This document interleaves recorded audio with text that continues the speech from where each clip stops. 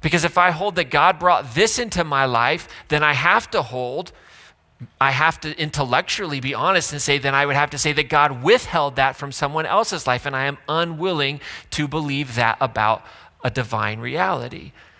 That my wealth, whatever measure I have, was given to me by God, which would then mean that whatever measure of poverty was given to someone else was given by that same God. So it's a struggle for me sometimes to pray and thank God for the good things in my life. But I love that Jesus says to him, when he says, he's thanking him and he's praising God, he just says, okay, get up and go on your way. Just get up and go. But then he makes this really weird statement. He says, your faith has made you well. Isn't that weird? Like the other 9, I mean, unless Jesus was like,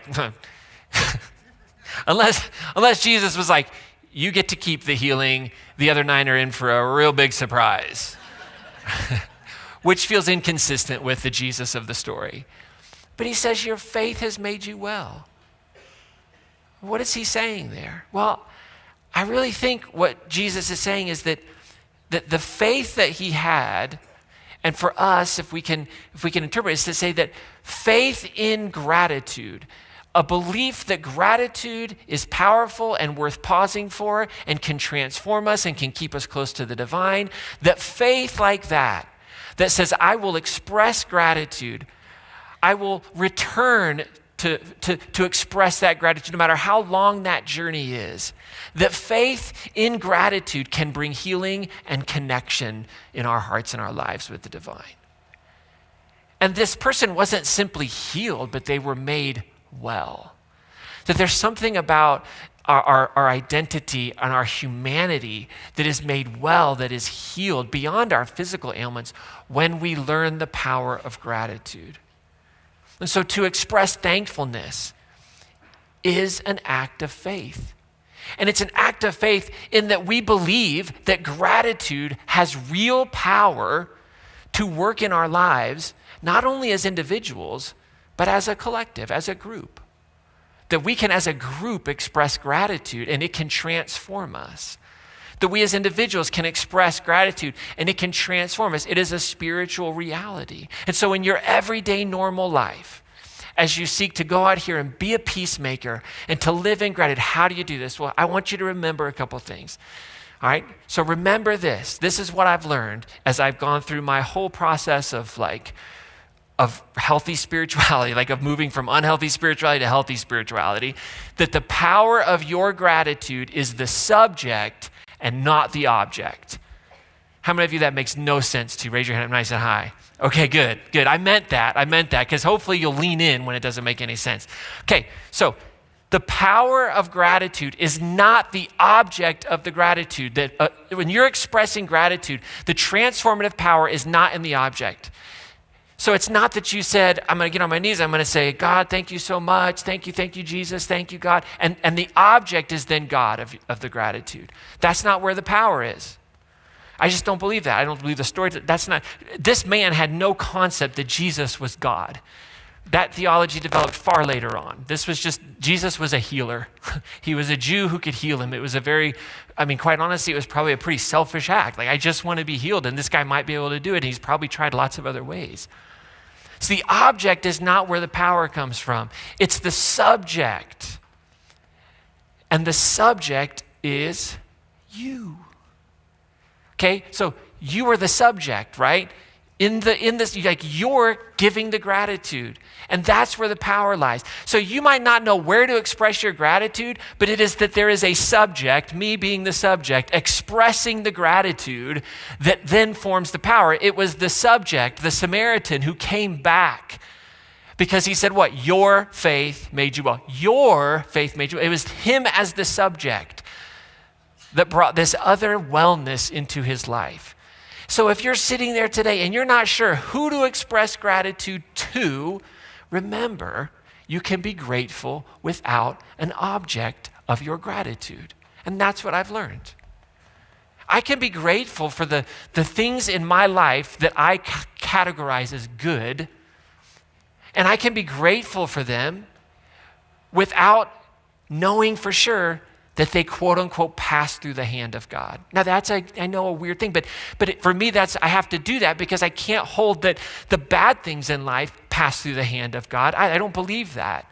I don't believe that evil in our world is a product of some divine plan. I don't believe that. I don't see that as love. I mean, how many of you would, it's like saying, well, there's this God who loves us and will give us all these good things, but sometimes this God's got to torment you, and sometimes this God has to like put you through the ringer, and sometimes this God really is going to just make you suffer, but you'll be a better person for it. I would hope that no one would ever stay in a relationship with a human who functioned that way. So why would we stay in a relationship with a God that functions that way? And I would submit that God doesn't exist, that God is a image of who we are as people. So I don't have to say, oh, God, I'm so grateful for the new car. I can just say, man, I'm really grateful for this new car and that I can get around and not worry about it breaking down like my old hoopty. And I can live in the mystery of, I don't know where that gratitude went out to, but I believe that it is an experience of the divine and that it transforms me and it makes me aware of what's happening in my life and in the world, and it makes me well. That faith can make me well. And so in your life, be grateful. Even if you're not sure where to put that gratitude on, that's not where the power is. The power is being the subject, not the object. And then I want to encourage you to create your own personal gratitude operating system, right? Like systematize it. We only do things that we systematize, right? If we say we're going to do something, we don't set a plan for it, it will never last. So you got to plan for it. So what does that look like? You got to prepare to be a person who's full of gratitude. Right? So schedule time each week to write thank you notes. Our staff, we get together. We have our staff meeting on Monday. The first thing we do is we celebrate. We celebrate the week. We celebrate you all. A lot of your names go up on the board in the right column. We have wrong, missing, and confusing, and sometimes your names go in there too, but a lot of times we just sit there and we're so grateful because we say, oh, this person demonstrated our core value of generosity, and this person demonstrated our core value of wisdom, and this person and this ministry demonstrated this. And then what we do is we sit down and we write thank you notes. It takes us about 10 minutes. But if I don't systematize those things, if we don't do that, then we'll never do it. And so I want to encourage you in your everyday normal life. Pick one time every day, pick one lunch break, pick something in your life that you do every day that gives you a little bit of space, and figure out whatever the method is that you're going to give gratitude, do it, and set a goal. Set a goal for an intentional number of how many are you going to do per week? How many expressions of gratitude are you going to give per week or per month? It's a phone call or a text or whatever it might be. And right now, here's what we're going to do. This isn't really your everyday normal life. This is your everyday Sunday normal life.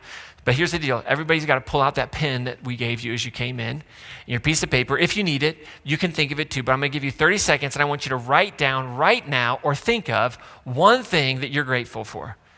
One thing that you have gratitude for. What I really want to do is old school, like bring the mic around to people that want to express it. Like, I don't know if y'all remember that, but you all scare me. So here's what we're going to do. I'm going to give you 30 seconds. I want you to just write it down or think about it, and then I'm going to give you part 2 of the assignment, okay? So 30 seconds, go. What are you grateful for?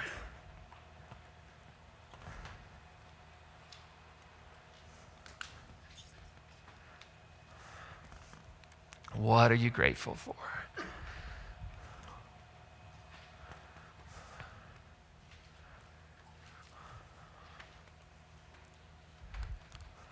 Everybody's like, I did not sign up to come to a seminar on gratitude today. What is going on? Okay, now, this is going to scare some of you. You got to stand up. Everybody stand up. Everybody stand up. Stand up. Stand up. Now, if you are willing, if you're super not willing, that's okay. You can stay where you are. But if you are willing, I'd like for you to take 1 minute and go find someone you don't know, tell them your name, and tell them what you're grateful for. and then quickly go back to your seat so we can sing and have communion, okay? So if you don't want to find somebody you don't know, just turn to the person next to you or stay where you are, and some extrovert that's super annoying to you as an introvert will come up to you, and they'll give you more than their name. They'll give you their whole story, how they found Crossroads, why it's so amazing, why you should give to the Pieces Worth It campaign. They'll do all that stuff, okay? So here's what we're going to do. You got 1 minute. So walk as far as you can. Take that journey. Remember, sometimes the journey's hard. So take that journey. Go tell somebody what you're grateful for in your name, and then come back to your seat and sit down after you've done it. That'll tell me I'll know when we're done. Tim, do we have some like walking music? I don't know if we have any, to fill the space.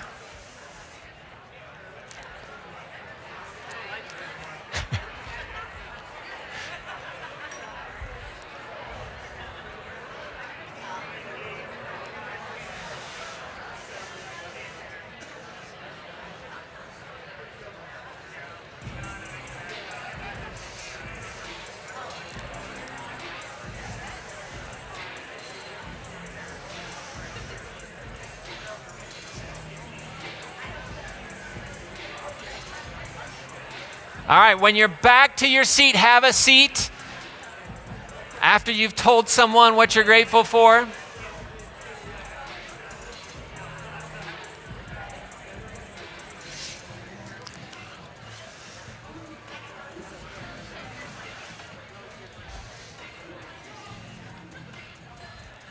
All right, I love it.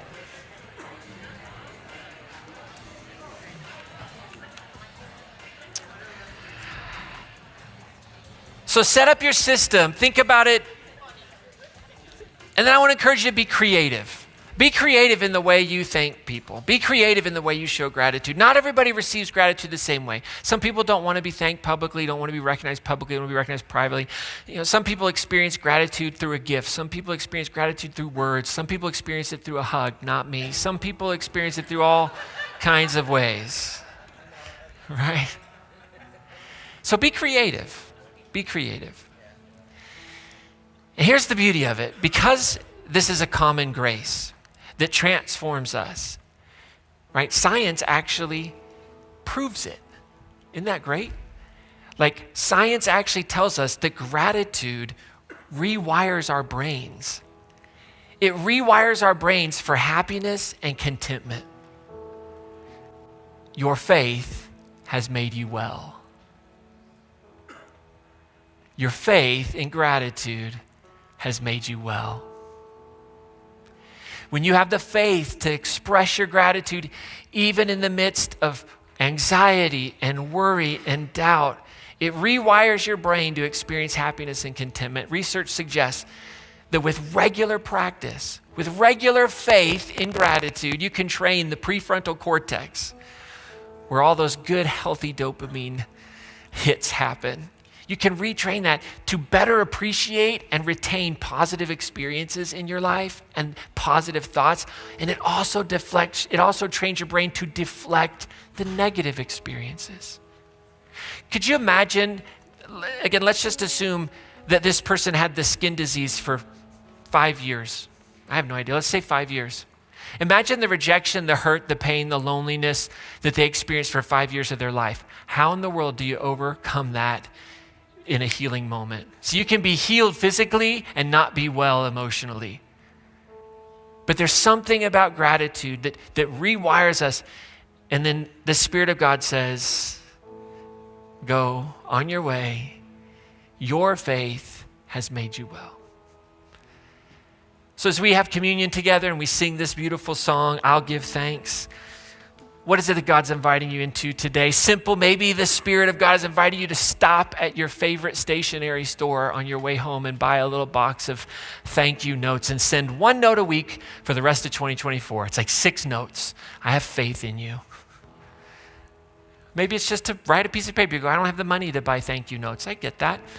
You want to give that to Pieces Worth It. I totally get it. Only Ryan can be in a serious moment and turn it into a joke. Okay, but here's the thing. Be intentional. Find that way. I want to encourage everybody in here to pause this week and say, who do I need to return to offer gratitude?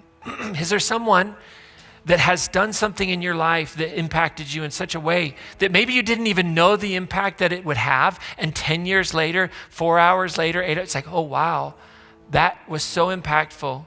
And I need to return. And they might not even remember it. You might be making a phone call or sending an email. You might have to do some research to find out how to contact this person. They might not even remember you. But you can say, this one time you said, this one time you. For those of you that have been around Crossroads for a long time, longer than me, I bet you could think of a sermon that John Smith gave. And he wouldn't even remember it. Because in his mind, they're all amazing. So one's not going to stand out over the other. And John's here today, and you could just travel over to him. Don't make me look like an idiot by doing this right now, okay? If nobody goes up to John today, you just go up to him and say, hey, one time you preached this message and you said this and it touched my heart and it changed my, that's a return. And he might not have any idea, but your faith will make you well. Your faith will make you well. It'll do something to you. Maybe there's somebody at work, somebody from your past. And then I want to encourage all of us, in all seriousness, to particularly this year, take really seriously this Peace is Worth It initiative. Will you go home? Will you read that through? Will you talk about it? And will you make a pledge? Will you give this year as an expression of gratitude for this church? Will you give as an expression of gratitude to the staff that worked so hard, completely overworked and understaffed to create experiences, to create the space, for the volunteers that come and do that? Will you give in gratitude for those that came before you who helped build this place and buy this land? Will you just do that? Now we got the slow music going. It could feel manipulative. I'm not trying to be, I promise. But will you just do that? Will you take it seriously as a family and fill out that pledge card, and the pledge card's on the back of the Connect card, or you might have gotten one in the mail. So we're going to sing this song, and the lyric of this song is beautiful. It says, I'll give thanks to God when I don't have enough, because he's more than enough. Problematic with the gendered pronoun. God is neither male nor female. So I like to say the word love. I give thanks to God when I don't have enough, because love is more than enough. And I'm grateful for that love that I've experienced in you all, and I'm grateful for the people that are experiencing it through you as well. And so this morning, the body of Christ broken for you, the blood of Christ shed for you, everyone is welcome here. I would encourage you to, as you come to this table and as you take it, you think and consider what you can be grateful for, and that you imagine hearing Jesus whisper to you in your humble gratitude, get up, go now, your faith has made you well. The body of Christ broken for you, the blood of Christ shed for you. If you'll stand with me and sing these songs and participate with a heart of gratitude.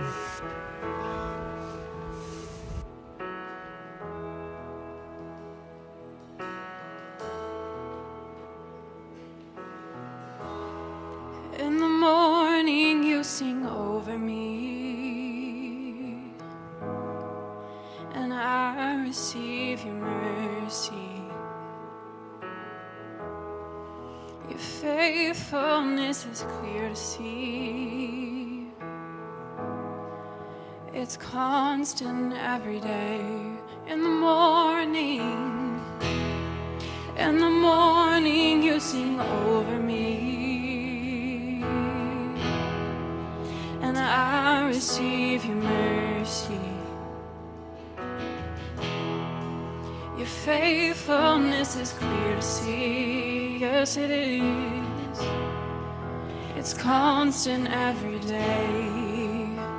Oh, every breath I breathe an invitation to believe you are creating something good. Oh, though this season doesn't tell my story, I know you'll move mountains for me. You're just that good. So I'll give thanks to God when I don't have enough, because he's more than enough, and he knows what I need. So I'll give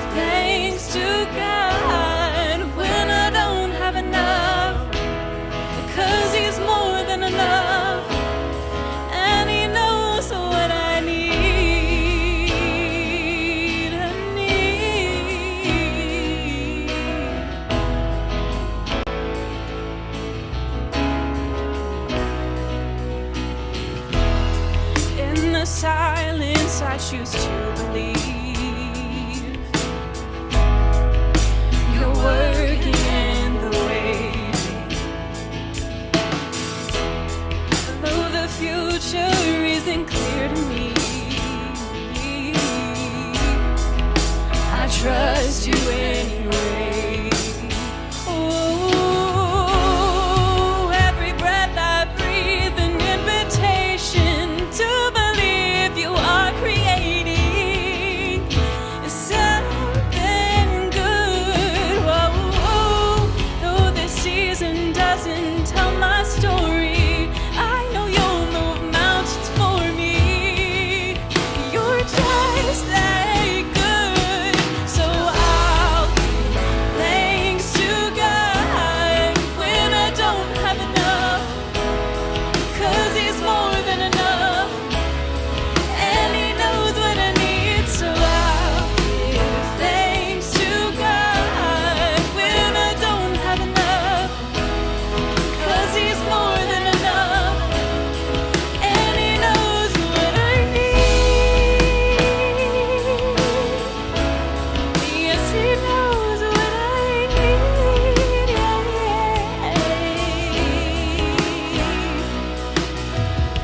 So why do I worry? Why do I worry? Why do I worry? God knows what I need. Yeah. Why do I worry? Why do I worry? Why do I worry? God knows what I need. Come on. Why do I worry? Why do I worry? Why do I worry? God knows what I need. Yeah. Why do I worry? Why do I worry? Why do I worry? God knows what I need. So I'll give thanks to God when I don't have enough, 'cause He's more than enough, what I need. So I'll give thanks to God when I don't have enough, 'cause He's more than enough, and He knows what I need. Yes, He knows what I need.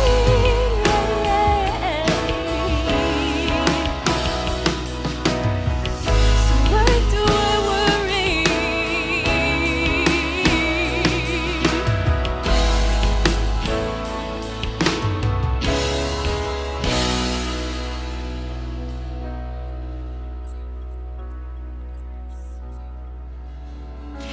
Father, in our hearts you've placed a prayer for the mission of your kingdom everywhere. To be doers of the word, to be a people of good works that you've prepared.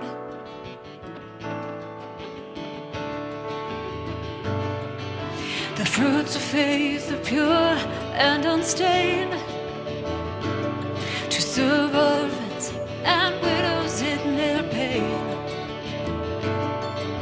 to keep ourselves from pride and in trial and temptation to remain. Let your kingdom come, let your will be done. Let us be your hands and feet, Lord, let us serve as one. Let us be the church, let us take courage. May the world see Christ in His people. Let us bring your hope by the power of His Spirit, for the love of Jesus Christ. Let us be the church. Let us be the church.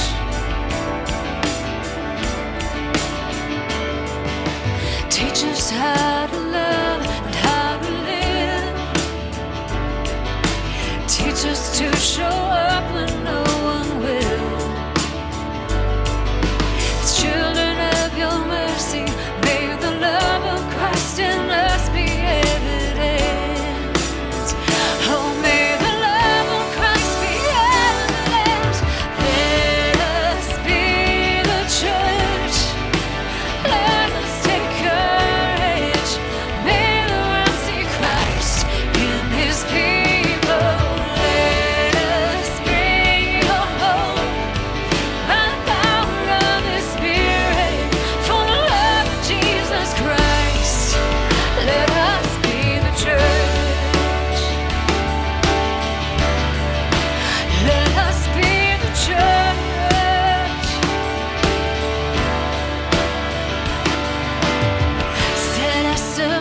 to be your servants in the world. Set us apart, oh Lord. Set us apart to be your servants in the world. Set us apart, oh Lord. For we can see you in the faces that we serve. Oh, we can see you, Lord. Help us see you, Lord.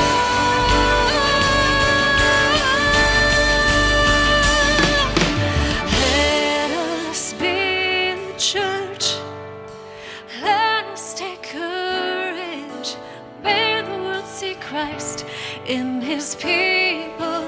Let us bring your peace by the power of the Spirit, for the love of Jesus Christ.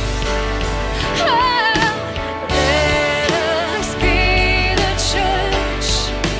Let us take courage. May the world see Christ in his people. Let us bring your hope by the power of his Spirit, for the love of Jesus Christ, until the work is finished and all will be made right. Let us be the church. Let us be the church.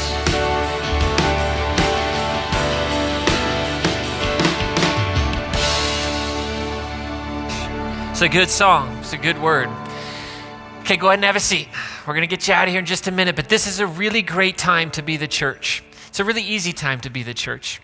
In just a moment, we're going to have our room hosts come forward, and they're going to receive those Connect cards and your financial gifts today, your donations. Thank you very much. Inside your program is a little fridge card. This is particularly important for those of you that have Android devices. So on this card are all these ways that we're going to be the church during this Advent season. And so I want to encourage you to participate as much as you can, because it is a transformative season.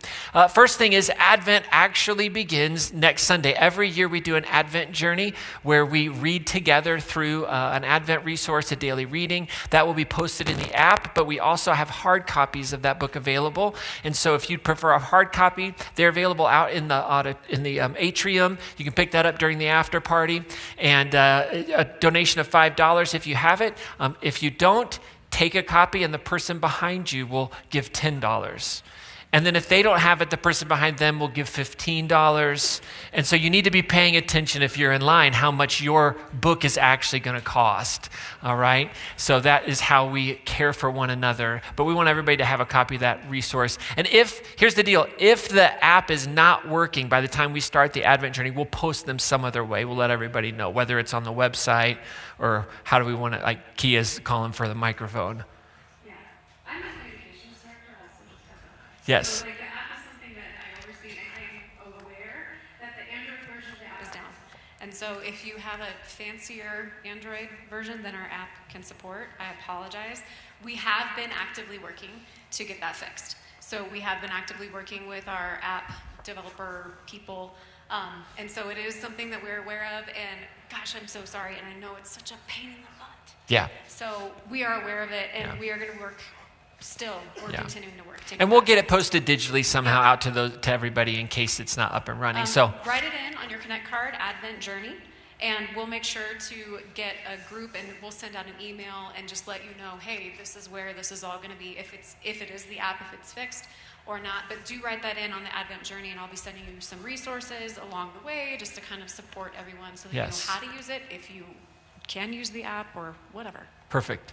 And if you're part of the faithful remnant that has an iPhone, you're good as usual. So it's right there in the app. You can get it all right there. Our Advent journey this year is called The Mess in the Messiah.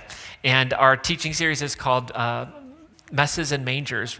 Of messes and mangers. And so we're talking about the messiness of the holiday season. So it's going to be great. And that starts next week. Christmas candlelight services are coming. Great opportunity to volunteer. We have 4 services this year, 2 on Christmas Eve, one the day before Christmas Eve, and then we have a very special Blue Christmas experience on December 22nd, which is for those of us in this space who are, experiencing maybe acute grief this holiday season. And we're going to come in and there will be a candlelight service, but it's really tailored around honoring our grief and our doubts and our disappointments. You're welcome to come to both, but that's going to be on the 22nd as well. So you'll see that Blue Christmas also. And volunteering during the Christmas season, there's lots of opportunities for greeters and room hosts and all that good stuff. So if you're willing to volunteer, just write that on your Connect card, Christmas Serve, and we'll be in touch to find out where, and you'll see things on the back of your Connect card coming up as well.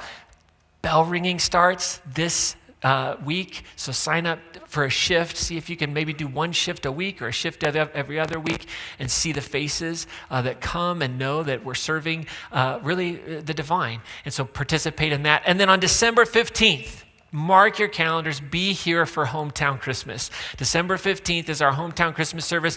Our kids are going to be with us. We have a very special, it's all going to be tables. We have a very special thing that everybody's going to participate. It's not a service for kids and families, okay? But our kids are going to be singing. Aisha's going to be sharing a Christmas devotion that day. And we've got something really cool planned for intergenerations. And so you're not going to want to miss that. And there's going to be international hometown treats in the atrium for the after party that day. So December 15th, Santa's going to be here. Santa! I know, right? Is going to be here for pictures, all right? So be here on December 15th. I want to invite the room hosts forward to receive those Connect cards and your gifts, your donations. Thank you so much. I'll be back with our blessing in just a moment.